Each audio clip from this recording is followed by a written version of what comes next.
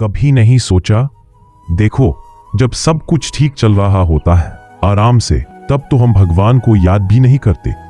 लेकिन जब जीवन की गाड़ी एक ऐसे रास्ते पर मुड़ती है जहां सिर्फ कंकड़ है, चट्टाने हैं और एक सुनसान अंधेरा है, तब हमारी पहली प्रार्थना, पहला सवाल, पहली चीख उठती है, हे महादेव, ये मुसीबत मेरे सामने क्यों आई? मैंने ऐसा क्या बुरा किया था? आप मुझे ही इस कठिन रास्ते पर क्यों भेज रहे हैं? सच कहूं, मैंने भी यही सवाल पूछा था, बार बार पूछा, आंखों में आंसू लिए, दिल टूटा हुआ सा।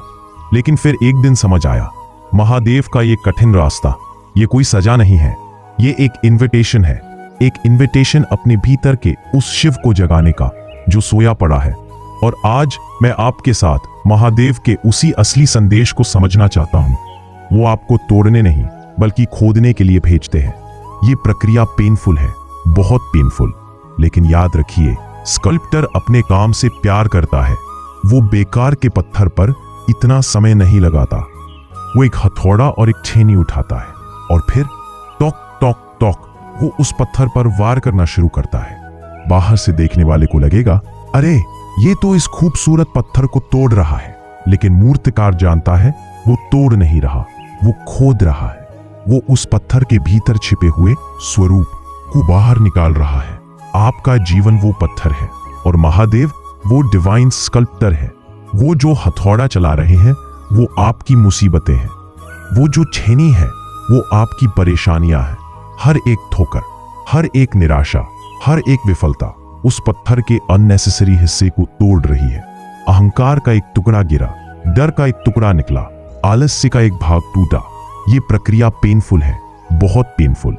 महादेव ने आपको इस रास्ते पर इसलिए भेजा है क्योंकि उन्हें आपके भीतर एक मास्टरपीस दिखाई दे रहा है जो आपको अभी दिखाई नहीं दे रहा। वो आपको तोड़ नहीं रहे, वो गढ़ रहे हैं। वो अंदर से संघर्ष कर रहा होता है, जोर लगा रहा होता है, उसे दर्द हो रहा होता है। अगर आप बाहर से देखें तो लगेगा चलो इसे बचाते हैं, और आप अपने हाथ से कोकून को खोल देते हैं। और क्या होता है, वो कीड़ा कभी तितली नहीं बन पाता। वो कमजोर, अधूरा और उड़ने के काबिल नहीं रह जाता। क्यों? क्योंकि उस संघर्ष की प्रक्रिया में ही उसके पंख मजबूत होते हैं। हमारी कंफर्ट जोन, हमारा आरामदायक कोकून है वो जगह जहां सब कुछ प्रिडिक्टेबल है, सेफ है, इजी है। लेकिन ग्रोथ वहां नहीं होता, ट्रांसफॉर्मेशन वहां नहीं होता। वो आपको वहां से निकालते हैं जहां आप सुरक्षित महसूस कर रहे थे लेकिन सो रहे थे। वो आपको अनकंफर्टेबल बनाते हैं क्योंकि अनकंफर्टेबल होना ही एवोल्यूशन का पहला कदम है। वो आपके कोकून को तोड़ रहे हैं ताकि आप उड़ना सीख सके। एक, आपको ये दिखाने के लिए कि आपकी ताकत कहां छुपी है। वो आपसे कहता है, एक और रैप करो।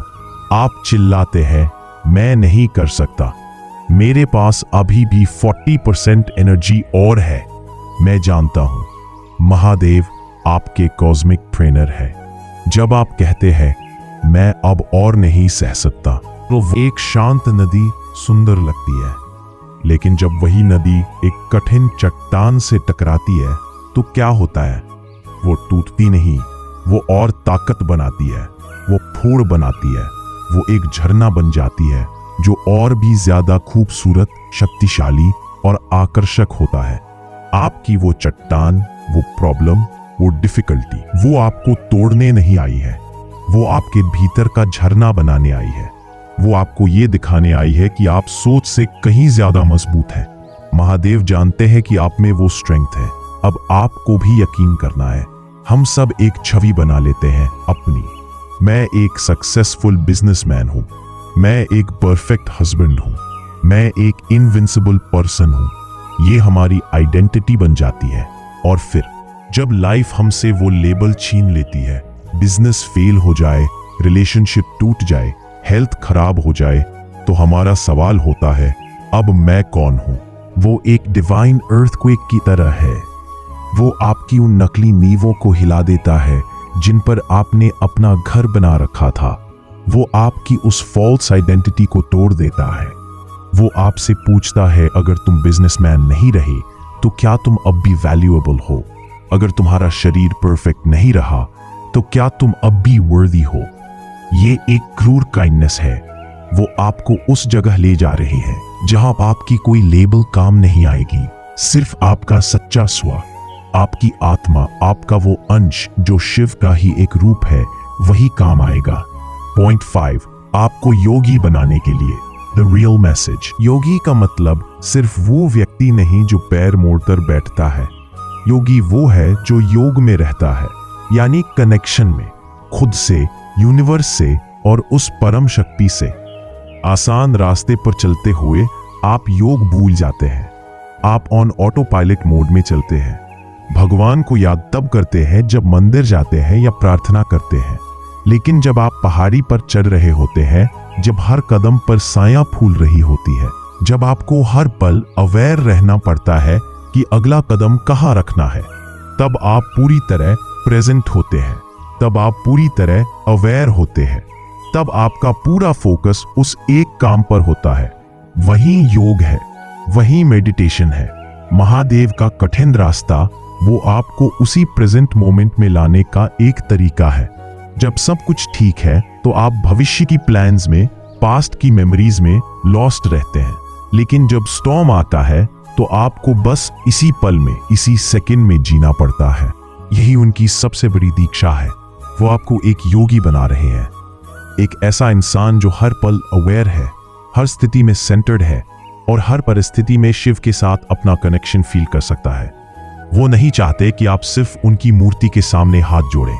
वो चाहते हैं कि आप खुद की हर सांस में, हर धड़कन में और हर चैलेंज में उन्हें देखना सीखें। वो रास्ता कठिन इसलिए है क्योंकि जो डेस्टिनेशन है वो इतनी अनमोल है, उसकी कीमत सिर्फ एक योगी ही चुका सकता है। तो अगली बार जब लाइफ का रास्ता खड़ी चढ़ाई जैसा लगे, जब हर कदम पर पत्थर दिखे, तो रुकिए मत। एक डीप ब्रेथ लीजिए और महसूस कीजिए, ये महादेव का आपको पर्सनल इनविटेशन है। इनविटेशन अपने भीतर के शिव को जगाने का। वो आपके साथ चल रहे हैं हर कदम पर। बस आपको भरोसा रखना है और चलते रहना है, क्योंकि जो रास्ता आपको लग रहा है कि आपको तोड़ देगा, वही रास्ता आखिरकार आपको बनाने वाला है। हर हर महादेव और जय हो आपके भीतर के उस शिव की जो अब जागने वाला है।